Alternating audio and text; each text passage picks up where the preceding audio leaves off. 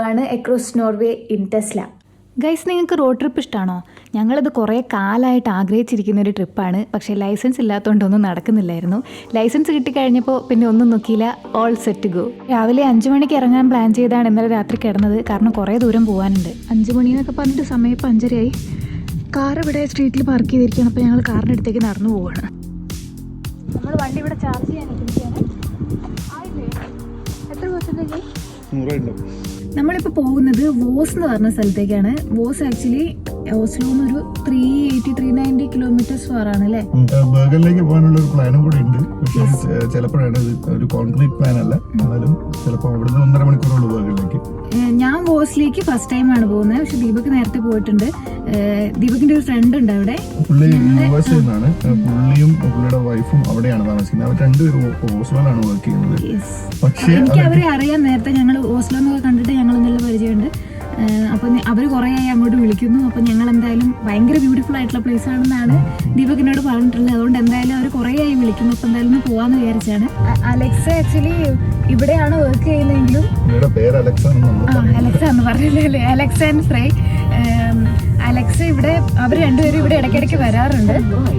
പക്ഷെ അവർക്ക് ഇവിടെ സിറ്റിയിലൊന്നും താമസിക്കാൻ ഇഷ്ടമല്ല. അതുകൊണ്ട് അവര് മാറി ഇങ്ങനെ എന്താ റിമോട്ട് ആയിട്ടുള്ള സ്ഥലത്തേക്ക് ഇങ്ങനെ മാറി ഇങ്ങനെയാണ്.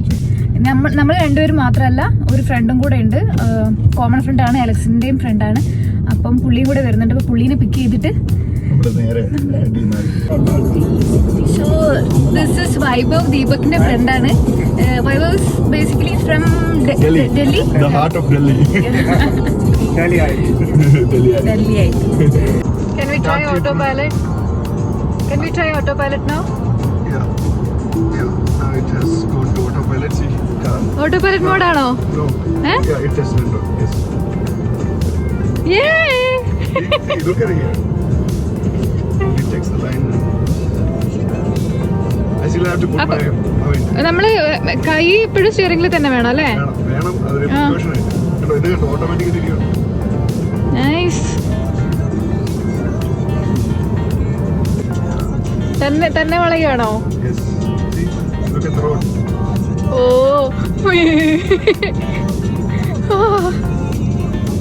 ഈ കാർ എടുത്തപ്പം ഓട്ടോ പൈലറ്റ് മോഡ് ഇടാൻ വേണ്ടിയിട്ട് ഭയങ്കര എക്സൈറ്റഡ് ആയിരുന്നു. പക്ഷെ എത്രയൊക്കെ ടെക്നോളജിയിൽ വിശ്വസിക്കുന്നുണ്ടെങ്കിൽ നമുക്ക് കുറച്ച് ട്രസ്റ്റ് ഇഷ്യൂ വരും. നമുക്ക് ഫുൾ ഓട്ടോ പൈലറ്റ് ഇട്ട് വരാനുള്ള ധൈര്യം ഉണ്ടാവില്ല. പക്ഷെ നമ്മൾ ഇടയ്ക്കൊക്കെ ഇട്ട് നോക്കും. പക്ഷെ ഭയങ്കര രസമാണ് അത്. നമ്മളൊന്നും ചെയ്യാണ്ട് കാർ ഇങ്ങനെ പോകുന്നത് കാണുമ്പോഴല്ലോ.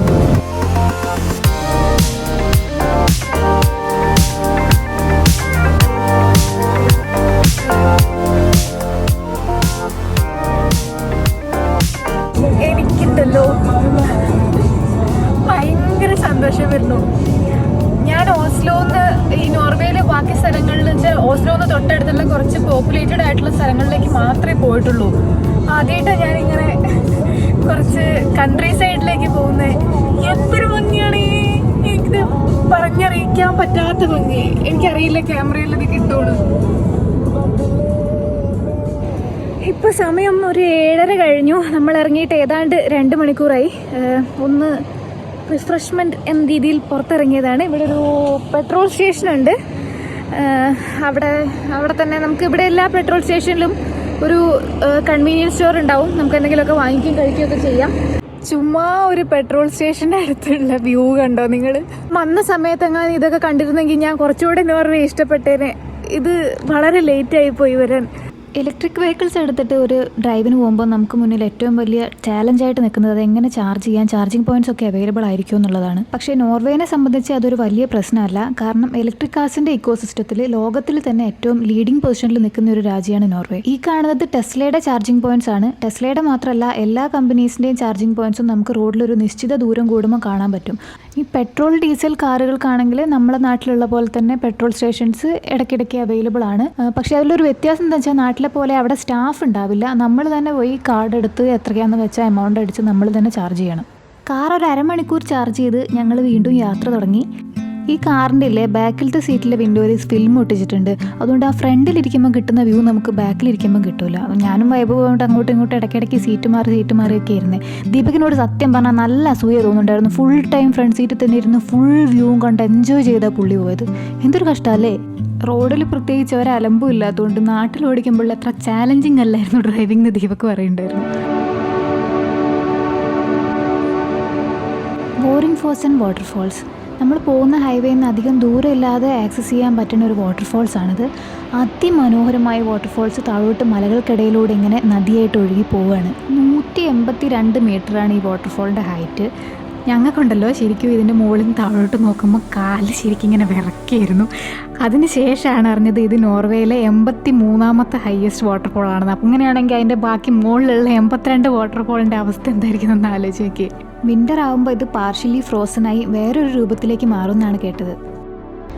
ഈ വ്യൂ പോയിൻറ്റിനടുത്ത് തന്നെ കാറ് പാർക്ക് ചെയ്ത് തൊട്ടടുത്തുള്ള ഒരു കഫേയിലേക്ക് ഞങ്ങൾ കയറി. ചുറ്റും ആൾക്കാരൊക്കെ ഐസ്ക്രീമൊക്കെ വാങ്ങിച്ച് ആ വ്യൂ ഒക്കെ കണ്ടിങ്ങനെ ചില്ലടിച്ചിരിക്കുകയാണ്. ഞങ്ങളും അവിടെ നിന്ന് ഒരു കോഫിയൊക്കെ വാങ്ങിച്ച് കുറച്ചു നേരം അവിടെ ഇരുന്ന് കുടിച്ച് തൊട്ടടുത്തുള്ള ഒരു സൊവനീർ ഷോപ്പ് കയറി. നോർവീജിയൻ നാടോടി കഥകളിലെ മിത്തിക്കൽ ക്യാരക്ടറായ ട്രോൾ എന്ന് പറഞ്ഞ മൂക്ക് നീണ്ട ഒരു അമ്മൂമ്മയാണിത്. ചില കഥകളിൽ ഈ അമ്മൂമ്മ ദുർമന്ത്രവാദിനിയായ ഒരു വില്ലനായിട്ടാണെങ്കിൽ മറ്റു ചിലതിൽ ആളുകളെ സഹായിക്കുന്ന ഒരു നല്ല ക്യാരക്ടറായിട്ടാണ് വന്നിട്ടുള്ളത്. ട്രോൾ ഹണ്ടർ എന്ന് പറഞ്ഞൊരു സിനിമ ഇറങ്ങിയതിന് ശേഷം ഇതിൻ്റെ കഥ ലോകം മുഴുവൻ അറിയാൻ തുടങ്ങി. ഒരു വൈക്കിംഗ് സൊവനീറൊക്കെ വാങ്ങി ഞങ്ങൾ അവിടെ നിന്ന് തിരിച്ചു. നമ്മൾ ആ വ്യൂ പോയിൻ്റ് മുകളിൽ നിന്ന് നോക്കുമ്പോൾ കാണുന്ന വലിയ മൗണ്ടൻസ് ഇല്ലേ, അതിനുള്ളിൽ കൂടെയൊക്കെയുള്ള റോഡിലൂടെയാണ് ഇപ്പോൾ പോയിക്കൊണ്ടിരിക്കുന്നത്. എല്ലാ മലകളെയും തുറന്ന് ഇവിടെ റോഡ് ഉണ്ടാക്കിയിട്ടുണ്ട്. ലോകത്ത് തന്നെ ഏറ്റവും കൂടുതൽ ടണലുകളുള്ള രാജ്യമാണ് നോർവേ. ഏതൊരു മല കണ്ടാലും കുത്തി തുറക്കുക എന്നുള്ളതാണ് ഇവരുടെ ഒരു പരിപാടി. അതിൻ്റെ കാരണം എന്താണെന്നറിയോ? നമ്മുടെ നാട്ടിലൊക്കെ ഉള്ള പോലെ മലയുടെ ചുറ്റുമായിട്ട് ഇങ്ങനെ റോഡ് ഉണ്ടാക്കുമ്പം അവിടെ കൂടുതൽ വനനശീകരണം നടക്കുകയും കൂടുതൽ ഹെയർപിൻ വളവുകൾ ഉണ്ടാവുകയും ചെയ്യുന്നു. അപ്പോൾ അവിടെ ട്രാഫിക്കും കൂടുതൽ ബുദ്ധിമുട്ടാവുകയും ചെയ്യുന്നത്. പക്ഷേ അതിന് പകരം നമ്മളിങ്ങനെ ഏറ്റവും കുറവ് വനം നശീകരിച്ചുകൊണ്ട് നമ്മളൊരു ടണൽ ഉണ്ടാക്കുകയാണെങ്കിൽ അവിടെ ട്രാഫിക് കൂടുതൽ എഫിഷ്യൻ്റ് ആയിട്ടാണ് നടത്താൻ പറ്റുന്നത്. ഈ ടണലുകളൊക്കെ കിലോമീറ്ററുകളോളം ദൂരമുണ്ട് കേട്ടോ. അതുകൊണ്ട് തന്നെ നമുക്ക് ഇതിൽ ഡ്രൈവ് ചെയ്യുമ്പം ഉറക്കം വരാനുള്ള സാധ്യത ഉണ്ട്. അത് ഒഴിവാക്കാൻ വേണ്ടി ഇതിനിടയ്ക്ക് അവിടെ എവിടെയൊക്കെ ആയിട്ട് പല പല കളർ ലൈറ്റ്സ് ഒക്കെ കൊടുത്തിട്ടുണ്ട്. മൊത്തത്തിലൊരു തായ് മസാജ് സെൻ്ററിൽ കയറിയ ഫീലാണ്.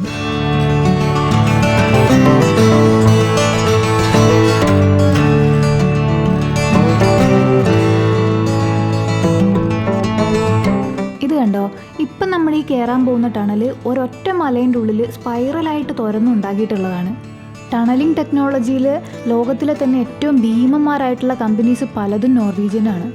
പക്ഷേ ഈ അത്ഭുതങ്ങളൊക്കെ കാണിക്കണമെങ്കിൽ കയ്യിൽ ആവശ്യത്തിലധികം കാശ് വേണമെന്നുള്ളതാണ് യഥാർത്ഥ വസ്തുത.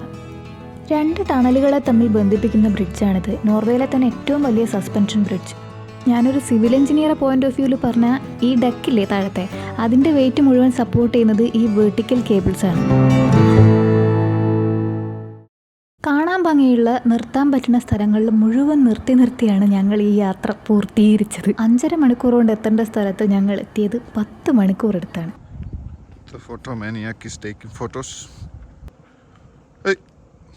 വഴിയിൽ നല്ല ക്യൂട്ടായിട്ടുള്ളൊരു കുഞ്ഞു ടൗൺ കണ്ടപ്പം അവിടെ നിർത്തിയൊന്ന് ഇറങ്ങിയതാണ്. അധികം ആളും ബഹളവും ഒന്നുമില്ല. ഈ സ്ഥലത്തിൻ്റെ പേര് ഞാൻ മറന്നുപോയി കേട്ടോ. ഞാൻ പിന്നെ ആവശ്യത്തിലധികം ഫോട്ടോസ് എടുത്തുകൊണ്ടിരിക്കുകയായിരുന്നു. അപ്പോൾ ഈ ഫോട്ടോ എടുക്കണ എന്നെ കണ്ടിട്ട് സ്കൂളിലേക്ക് പോകുന്ന 2 കുട്ടികൾ വന്ന് കൂടെ ഫോട്ടോ ഒക്കെ എടുത്തിട്ട് പോയി. ഈ വഴിയിൽ നിങ്ങൾ യാത്ര പോവുകയാണെങ്കിൽ ശ്രദ്ധിക്കേണ്ട 2 കാര്യങ്ങൾ എന്താണെന്നറിയോ? ഒന്ന്, നമ്മൾ വിചാരിക്കുന്ന സമയത്ത് നമുക്ക് എത്താൻ പറ്റില്ല, നേരത്തെ പറഞ്ഞ പോലെ, കാരണം അതിമനോഹരമായ വ്യൂ ആണ് ചുറ്റും. രണ്ടാമത്തെ കാര്യം, ഇതേ കാരണം കൊണ്ട് തന്നെ നമ്മളെ ഫോണിലെ സ്പേസ് തീരും. അത്രയധികം ഫോട്ടോസും വീഡിയോസും എടുത്തെടുത്ത് എനിക്ക് മെമ്മറി കാർഡ് മതിയാവാണ്ടായി. ഒരുവിധപ്പെട്ട നോർവീജിയൻസിനെല്ലാം ഒരു ഹിത്ത ഉണ്ടാവും. ഹിത്ത എന്ന് പറഞ്ഞാൽ ക്യാബിൻ. സിറ്റിയുടെ തിരക്കുകളിൽ നിന്നൊക്കെ മാറി ഏതെങ്കിലും ഒരു മൗണ്ടൻ്റെ മുകളിലോ ഏതെങ്കിലും ഒരു ഫ്യൂട്ടിന് സൈഡിലൊക്കെ ആയിട്ട് ഭയങ്കര പ്രകൃതി ഭംഗിയുള്ള ഒരു സ്ഥലത്തായിരിക്കും മിക്കവാറും ഹിത്ത ഉണ്ടായിരിക്കുന്നത്. മിക്കവാറും ശനി ഞായറുകളിലൊക്കെ അവർ ആ ഹിത്തയിലായിരിക്കും പോയി താമസിക്കുന്നത്. അങ്ങനെ ഒരു പകുതി ദിവസം കാറിൽ ഡ്രൈവ് ചെയ്ത് ഞങ്ങൾ വോസിലെത്തിയിരിക്കുകയാണ് സുഹൃത്തുക്കളെ. ഈ വീട് എവിടെയാണ് സിറ്റുവേറ്റ് ചെയ്തിരിക്കുന്നത് എന്നുള്ളത് നിങ്ങൾക്ക് ഏകദേശം ഈ മാപ്പ് കണ്ടാൽ മനസ്സിലാവും. ഫുൾ മലയിൽ ഫുൾ കാട്. ആ കാടിൻ്റെ മടക്കിലായിട്ട് ഒരാൾ അനക്കം ഇല്ലാത്തൊരു സ്ഥലത്താണ് ഈ വീട്. ഞങ്ങളിവിടെ എത്തിയ കാര്യം വീടിന് താഴെ എത്തിയിട്ടാണ് അലക്സിനോട് പറഞ്ഞത് വന്ന് വാതിൽ തുറക്കുന്ന പറഞ്ഞപ്പോൾ പുള്ളി താഴോട്ട് വന്നത്. നാട്ടിൽ നിന്ന് വരുമ്പം കുറച്ച് ബനാന ചിപ്സും കുറച്ച് ഇന്ത്യൻ സ്നാക്സും പിന്നെ ഇവിടെ എത്തിയിട്ട് കുറച്ച് ഫ്ലവേഴ്സും ഒക്കെ വാങ്ങിച്ചിട്ടാണ് ഞങ്ങൾ അലക്സിൻ്റെ അടുത്തേക്ക് പോയത്.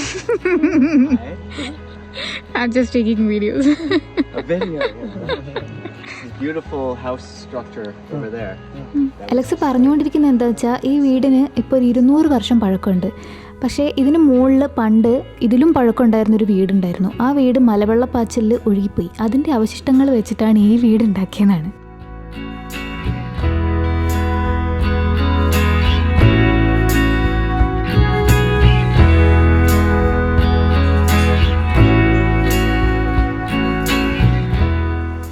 ഞങ്ങൾ എത്തിയപ്പോൾ അലക്സിൻ്റെ ഗേൾ ഫ്രണ്ട് ഫ്രേ അവിടെ ഉണ്ടായിരുന്നില്ല. പുള്ളിക്കാരി ജോലിക്ക് പോയിരിക്കുകയായിരുന്നു. കുറച്ച് നേരം അവിടെ ഇരുന്ന് റെസ്റ്റ് ചെയ്ത് ഒന്ന് ക്ഷീണമൊക്കെ മാറിയ ശേഷം ഞങ്ങൾ സൈക്കിൾ എടുത്ത് അവിടെ ചുറ്റുമൊക്കെ ഒന്ന് കാണാനിറങ്ങി. Okay. As you told me, a professional resters. നിങ്ങൾ വോസ് എന്ന് പറഞ്ഞ കുടിവെള്ളത്തിൻ്റെ ബ്രാൻഡ് കേട്ടിട്ടുണ്ടോ? ലോകത്ത് തന്നെ ഏറ്റവും പോപ്പുലർ ആയിട്ടുള്ള ശുദ്ധ ജലം കിട്ടുന്ന ഒരു ബ്രാൻഡാണ് വോസ്. അവിടുത്തെ അതിലേക്കുള്ള വെള്ളം ശേഖരിക്കുന്നത് ഇവിടുത്തെ തടാകങ്ങളിൽ നിന്നാണ്.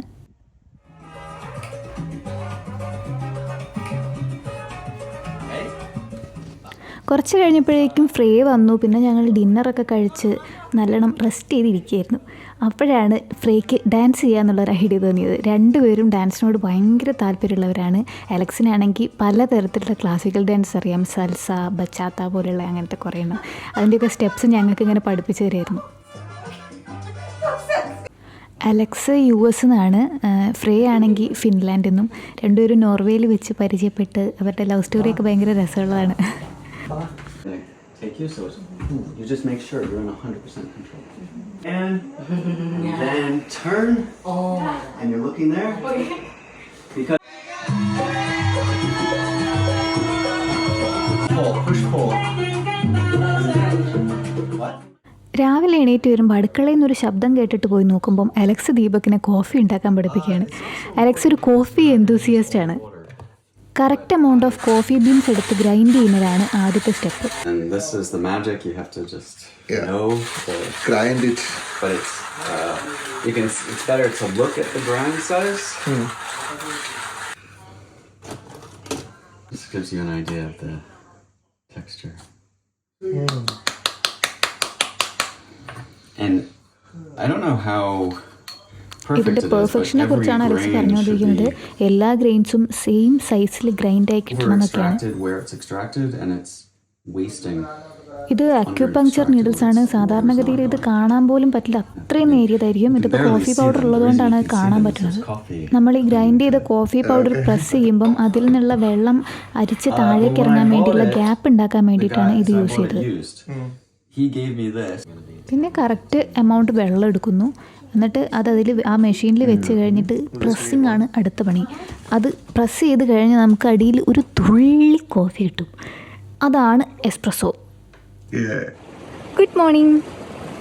രാവിലെ തന്നെ എണീറ്റ് ഫ്രഷായി.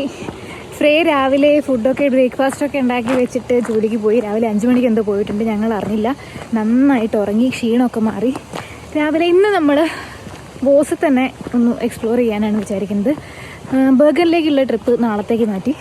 ഇന്ന് ഇവിടെ ബോസിൽ തന്നെ ആയിരിക്കും. ബോസിൽ തന്നെ ഇവിടെ എൻ്റെ ചുറ്റും നിന്നിട്ട് നിങ്ങൾക്കിത് ഇത്രയും ഇതുപോലെയൊക്കെ കാണാൻ പറ്റുന്നുണ്ടെങ്കിൽ ഈ ബോസിനുള്ളിൽ എന്തൊക്കെ കാണാനുണ്ടാവും നമുക്ക് ആലോചിച്ചറിയാം. നോക്കിതേ, ഇതാണ് കേട്ടോ ഞങ്ങൾ നിന്ന് വീട്. അതാണ് അവിടെ നേരെ നോക്കിയാൽ കാണുന്ന വാട്ടർഫോളാണ് എൻ്റെ ബാക്കിൽ, തലയുടെ ബാക്കിൽ അത് അവിടെ കാണുന്നത്. കണ്ടാലും മതിയാവാത്ത ഭംഗിയാണ്, ഒരു രക്ഷയില്ല. ഇന്നലെ ഞങ്ങൾ മറ്റേ മുകളിൽ കുറച്ച് വേറൊരു സ്ഥലത്ത് ലെമ്മയെന്ന് പറഞ്ഞിട്ട് കുറച്ച് മുകളിൽ വരെ പോയി. മറ്റേ വൈഭവും അലക്സും കൂടെ സൈക്കിൾ എടുത്താണ് പോയത്.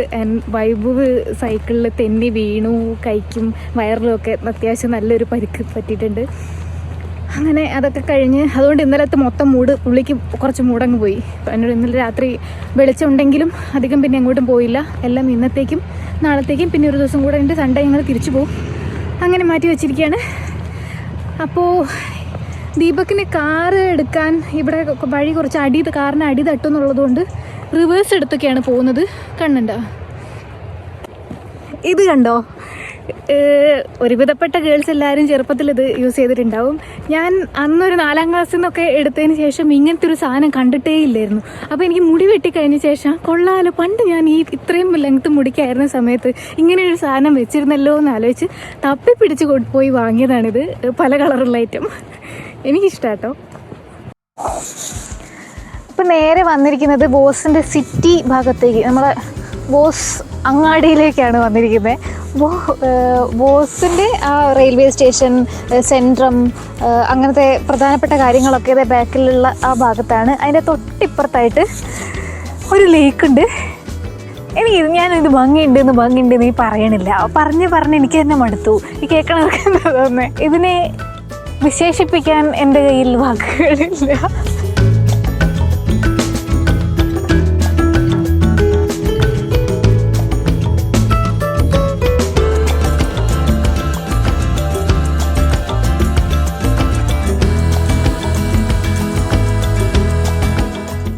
ഒരു സ്കൂളിലെ പിള്ളേരൊക്കെ വന്ന് വോളിബോൾ കളിക്കുമായിരുന്നു. കുറച്ചിപ്പുറത്തായിട്ട് കുറച്ചുകൂടെ ചെറിയ കുട്ടികളുണ്ട് കേട്ടോ. അവർ വേറൊരു കളിയാണ് കളിക്കുന്നത്. 3-4 ബക്കറ്റ് വെച്ചിട്ടുണ്ട്. എന്നിട്ട് ഓരോരുത്തരായിട്ട് പോയിട്ട് അപ്പുറത്ത് ലേക്കിൽ നിന്ന് വെള്ളം ചെറിയ മഗ്ഗിലെടുത്തുകൊണ്ട് വന്ന് ബക്കറ്റ് നിറയ്ക്കണം. അപ്പോൾ ഏത് ടീം ആദ്യം ബക്കറ്റിൽ വെള്ളം നിറയ്ക്കുന്നുള്ളതാണ് ഗെയിം.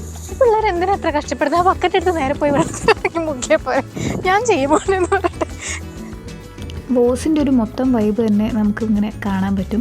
ഇത്രയും ഭംഗിയുള്ളൊരു സ്ഥലവും എന്നാൽ ആളുകൾ മാക്സിമം എൻജോയ് ചെയ്യുകയും ഭയങ്കര കുറേ ആക്ടിവിറ്റീസിലൊക്കെ ഏർപ്പെട്ട് അങ്ങനെ എൻജോയ് ചെയ്ത് ജീവിക്കുന്ന അങ്ങനത്തെ ഒരു വൈബാണ്. താഴെ റെയിൽവേ സ്റ്റേഷന് അടുത്തുനിന്ന് മുകളിൽ ഈ മലയുടെ മുകളിലേക്ക് എത്താൻ വേണ്ടിയിട്ട് കേബിൾ കാർ സംവിധാനം ഇവിടെ ഉണ്ട് കേട്ടോ. നേരത്തെ നമ്മൾ പറഞ്ഞ പോലെ തന്നെ നിരനിരയായി ഇലക്ട്രിക് കാർസ് പാർക്ക് ചെയ്ത് ചാർജ് ചെയ്ത് വെക്കുന്ന ചാർജിങ് സ്പോട്സുകൾ ഇവിടെയും കുറേ കാണാൻ പറ്റുന്നുണ്ട്. ടൗൺ എന്ന് പറയുമെങ്കിലും ടൗണിൻ്റെതായിട്ടുള്ള യാതൊരു തിരക്കും ബഹളവും ഒന്നുമില്ലാത്ത ഒരു ടൗണാണിത്. നല്ല വൃത്തിയായിട്ട് പരിപാലിച്ച് കൊണ്ടു നടക്കുന്ന ഒരു സ്ഥലം. ഒരു ടൗൺ ഇങ്ങനെ സ്വച്ഛ സുന്ദരവും ശാന്തമായിട്ട് കീപ്പ് ചെയ്യുക എന്ന് പറഞ്ഞാൽ അതിന് ഗവൺമെൻറ് പോളിസീസിനൊപ്പം തന്നെ ആൾക്കാരുടെ സഹകരണവും അത്യാവശ്യമായിട്ടുള്ളൊരു കാര്യമാണ്. അഡ്വഞ്ചറസ് ആക്ടിവിറ്റീസിനും വളരെ പോപ്പുലറായിട്ടുള്ളൊരു സ്ഥലമാണ് ബോസ്. അതിൽ തന്നെ ഏറ്റവും പ്രധാനപ്പെട്ട ഒന്നാണ് സ്കൈ ഡൈവിങ്. നമ്മൾ ഫ്ലൈറ്റിൽ മേളിലോട്ട് പോയിട്ട് ആകാശത്ത് നിന്ന് താഴോട്ട് ചാടുകയാണ് വിത്ത് എ പാരച്യൂട്ട്. ഇതൊറ്റയ്ക്ക് ചെയ്യണമെങ്കിൽ നമ്മൾ ട്രെയിൻഡ് ആയിട്ടുള്ള ആൾക്കാർക്കേ പറ്റുള്ളൂ. അതല്ലാതെ നമുക്കും ചെയ്യാൻ പറ്റും. അതിനാണ് ടാൻഡം ജമ്പ് എന്ന് പറയുന്നത്. ആ ടാൻഡം ജമ്പ് ചെയ്യുമ്പോൾ നമ്മളെ കൂടെ ഒരു ട്രെയിൻഡ് ആയിട്ടുള്ള ഒരാളും കൂടെ ഉണ്ടാവും. അയാളുടെ ജാക്കറ്റിൽ നമ്മളെയും കൂടെ കൂട്ടിയിട്ട് ഒരുമിച്ച് 2 ആളും കൂടെ ചാടും. ഈ കാണുന്നത് ടാൻഡം ജമ്പാണ്. എനിക്കിപ്പോൾ ഇത്രയധികം അഡ്രിനാലിൻ എടുക്കാനുള്ള ശേഷിയില്ല, പറ്റില്ല, താങ്ങില്ല ഞാൻ.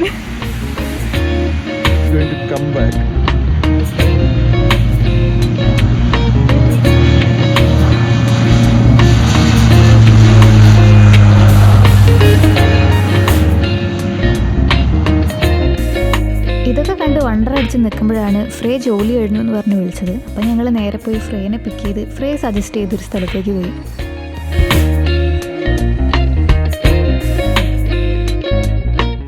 ഈ വ്യൂവിനെ കുറിച്ച് കൂടുതലൊന്നും ഞാൻ പറയുന്നില്ല, ജസ്റ്റ് മാജിക്കൽ. ഞങ്ങളിവിടെ കുറച്ച് സ്നാക്സും ഡ്രിങ്ക്സും ഒക്കെ വാങ്ങിച്ച് അവിടെ അങ്ങനെ ഇരുന്നു. ഇവിടെ ബാറുണ്ട്, റെസ്റ്റോറൻറ്റ്, പിന്നെ ജക്കൂസിയൊക്കെ ആയിട്ട് മൊത്തത്തിൽ നല്ല വൈബടിച്ചിരിക്കാൻ പറ്റിയൊരു സ്ഥലമാണ്.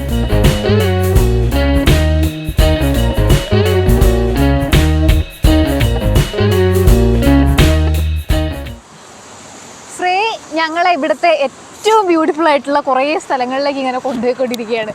നേരത്തെ ഞങ്ങളൊരു കഫേ ആയിരുന്നല്ലേ, അതില്ലേ ഒരു കഫേയിൽ പോയി. That was too beautiful അല്ലേ? എന്തൊരു ഭയങ്കര കോസി ആയിട്ടുള്ളൊരു സ്ഥലം, എന്തൊരു രസമായിരുന്നു. ഇപ്പോൾ ഞങ്ങൾ അത് കഴിഞ്ഞിട്ട് അലക്സിനെയും കൂടെ പിക്ക് ചെയ്തു. എന്നിട്ട് നമ്മൾ വേറൊരു സ്ഥലത്തേക്ക് പോവുകയാണ്. അപ്പോൾ പോണ വഴി ഇവിടെ ഒരു വാട്ടർഫോൾ ഉണ്ടെന്ന് പറഞ്ഞു. അലക്സ് പറഞ്ഞു ഇവിടെ നിർത്താൻ 5 മിനിറ്റോളം നടന്നു പോകാൻ പറ്റുമെന്ന് പറഞ്ഞിട്ട് അങ്ങനെ ഇറങ്ങിയതാണ്. പോയി നോക്കാം. അല്ല, അവരെവിടെയാ? അവർ ഈ കാട്ടിൻ്റെ ഇടയിൽ എവിടെയുണ്ട്. എനിക്ക് തോന്നുന്നു നമ്മളെ ലോസ്റ്റ് ആയത്.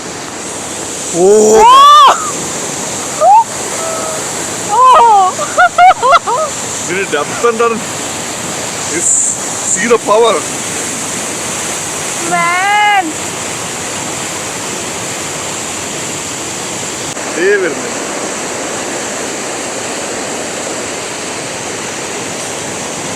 കാര്യം അറിയോ? ഈ വെള്ളത്തില് ഈ കയാക്സ് വന്നിട്ട് അതിൽ ഇവിടെ വന്നിട്ട് ഇത്രയും പവറിൽ ഇതിലേക്ക് ചാടി ഇതുപോലെ അപ്പുറത്തേക്ക് പോകും. someone like you. ഫ്രേ ചെറുപ്പത്തിൽ കേട്ടിട്ടുള്ളതാന്ന് പറഞ്ഞ ഒരു ഹിന്ദി പാട്ട് വെക്കാൻ പറഞ്ഞു. അതെങ്ങനെയാണ് കേട്ടതെന്നുള്ള ഞങ്ങൾക്കൊരു അത്ഭുതമായിരുന്നു. But how do you know this song, Frey? Movies. Bollywood movies have You used to watch Bollywood movies? A lot. Bollywood movies have huge Not reach. Bollywood, Hindi. Really Hindi. Hindi, yeah, that's Bollywood. That's Bollywood. That's ഞങ്ങളിപ്പോൾ drive ചെയ്ത് സ്റ്റോൾഹെയിം എന്ന് പറഞ്ഞൊരു ഹോട്ടലിലേക്ക് വന്നതാണ്. അത് ഒരു mountain ടോപ്പിലുള്ളൊരു ഹോട്ടലാണ്. ഞാൻ പ്രത്യേകിച്ച് ഒന്നും പറയണ്ടല്ലോ. ഇതാണ് അവിടുത്തെ പുറത്തൊരു കോട്ടയാട് പോലെയുണ്ട്, ആ ഭാഗമാണിത്. യാ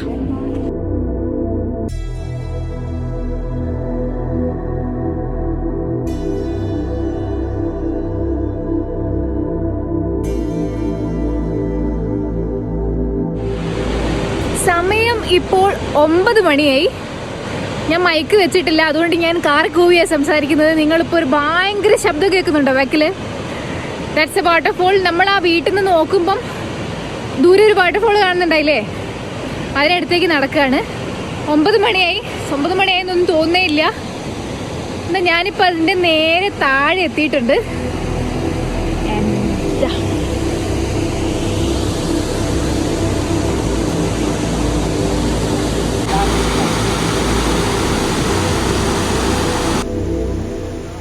അലക്സിന് വൈഭവ് ഷാരൂഖ് ഖാൻ്റെ ഒരു വീഡിയോ കാണിച്ചു കൊടുത്തിരുന്നു. അപ്പോൾ പുള്ളി പെട്ടെന്ന് തന്നെ അത് പഠിച്ചു, അത് ട്രൈ ചെയ്യായിരുന്നു ഞങ്ങൾ. കുറച്ച് നേരം അവിടെ ഇരുന്ന് ഞങ്ങൾ വേഗം വീട്ടിലേക്ക് പോയി. ഇനിയിപ്പോൾ നാളെ ബർഗനിലേക്ക് പോകാനുള്ള പരിപാടിയാണ്. ആ വീഡിയോ പെട്ടെന്ന് തന്നെ ഇടുന്നതായിരിക്കും. അപ്പോൾ വീഡിയോ ഇഷ്ടപ്പെട്ടെങ്കിൽ like, share, comment and support. By.